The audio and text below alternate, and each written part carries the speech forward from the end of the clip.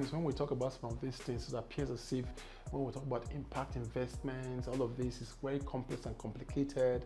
It is reserved for those organizations that are led by professors, led by very established people who have lived in different markets and different countries, who have worked in international organizations. I would say no. Every organization, small, large, medium, can take the first step to be prepared to access new resources. I'll call them new resources because when we call it impact investing, it looks now scary. Someone will say, I never collect loan before. I've not taken a loan in my life. Now they want me to promise some things. And that's the truth. That's why it's a promise. You need to promise. I keep telling my team in some of the organizations I've worked in the past, you promise the client. You tell the client, I will deliver at this scale, and your payments is based on how much you deliver. It's not by how much we tried. We implemented activities. Oh my God, does not deliver any. You don't go. We tried. You write long report and give explanations of why things did not work. An impact investor is not waiting for your stories. I think that's the key thing first. Is that listen, the world has changed. So as a small organization, is that what will I utilize the resources I've been trusted with?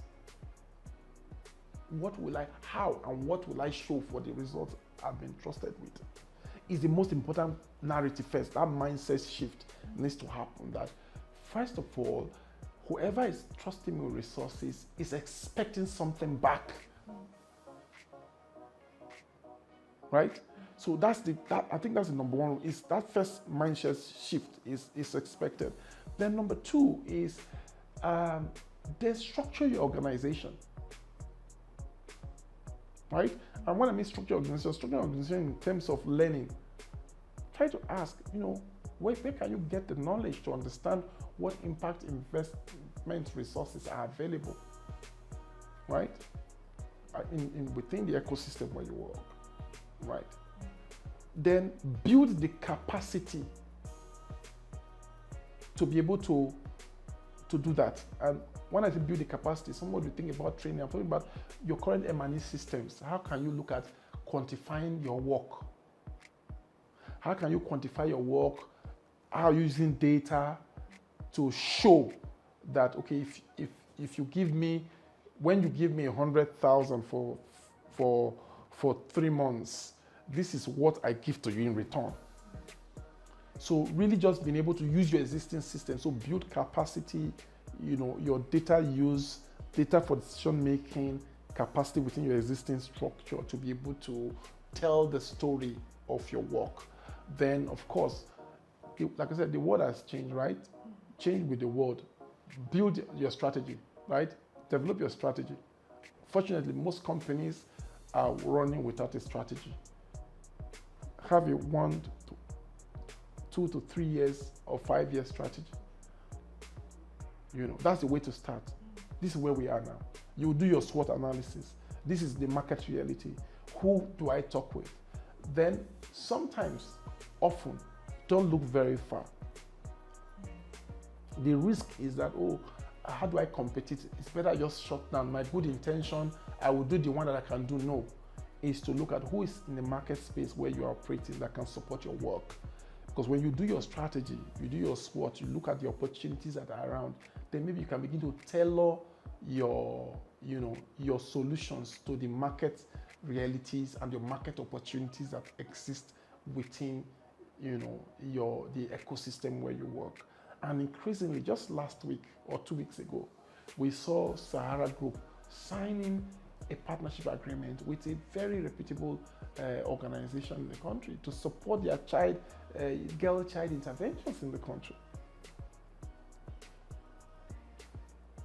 It took a lot of efforts, maybe, and I guess data, to be able to show to the client that, listen, if you put money here, you will save this number of girls. If that company did not take the time to sit down, maybe the company would naturally just do what they do. Go to an orphanage, give them rice and Indomie. December, do some donations, go to a forum, give some things. But now they are doing, and that's a differentiation. It took the insights of that organization plan to sit down and say, okay, these companies in Nigeria can really invest in the lives of girls.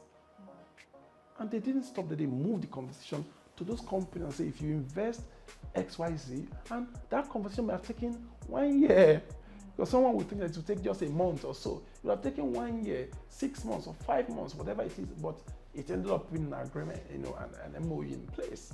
So, and I'm very sure that other companies, there are thousands of companies in your market, and you don't need to go to Lagos.